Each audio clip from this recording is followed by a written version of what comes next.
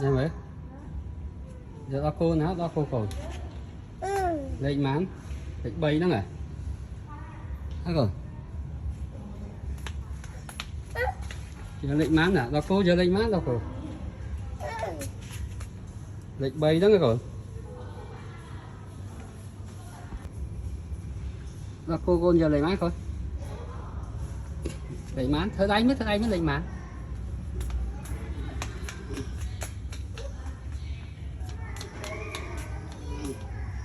mà giờ đó cô lệnh bay đó này giờ mán giờ pica